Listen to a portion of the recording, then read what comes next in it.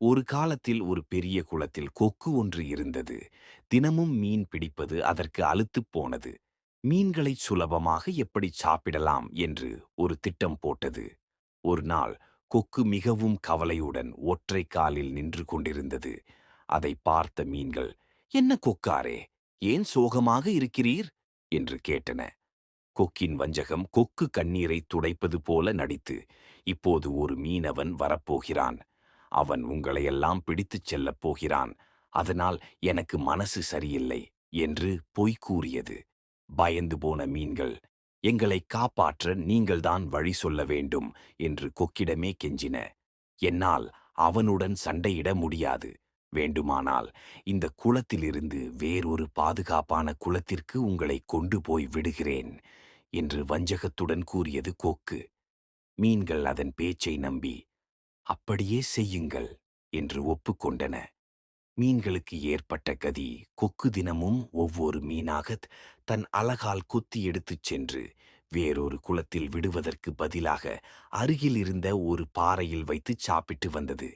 சாப்பிட்ட பிறகு மீன்களின் முட்களை அங்கே குவியலாக போட்டு வைத்தது. இப்படி மீன்கள் எல்லாம் தீர்ந்த பிறகு கடைசியாக நண்டு ஒன்று மிஞ்சியது.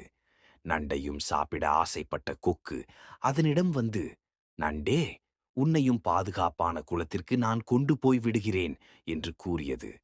நண்டின் புத்திசாலித்தனம் நண்டு, "நான் என் உயிரைக் காப்பாற்றிக் கொள்ள உங்கள் கழுத்தை இறுக்கிப் பிடித்துக் கொள்கிறேன். நீங்கள் பறந்து செல்லுங்கள்" என்றது. கொக்கும் அதற்கு சம்மதித்தது. கொக்கின் கழுத்தை பிடித்துக்கொண்டு நண்டு பறக்கும்போது கீழே பாறை மீது மீன்களின் எலும்புகளும் முட்களும் சிதறிக் கிடப்பதை பார்த்தது. உடனே கொக்கு ஒரு மோசக்காரன் என்பதை நண்டு புரிந்து கொண்டது. தன்னையும் கொக்கு கொல்லத் திட்டமிட்டிருப்பதை உணர்ந்த நண்டு, சூழ்ச்சியை சூழ்ச்சியால்தான் வெல்ல வேண்டும் என்று நினைத்தது.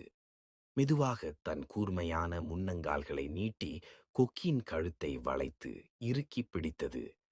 கழுத்து நெரிக்கப்பட்டதால் கொக்கு கீழே விழுந்து உயிரை விட்டது. நண்டு அங்கிருந்து தப்பித்து வேறொரு குளத்திற்குப் போய் தன் இனத்துடன் சேர்ந்து நிம்மதியாக வாழ்ந்தது. இக்கதையின் நீதி: ஆபத்து வரும் என்று தெரிந்தவுடன் பயப்படாமல் புத்திசாலித்தனத்துடன் எதிர்த்துப் போராடினால் வெற்றியடையலாம்.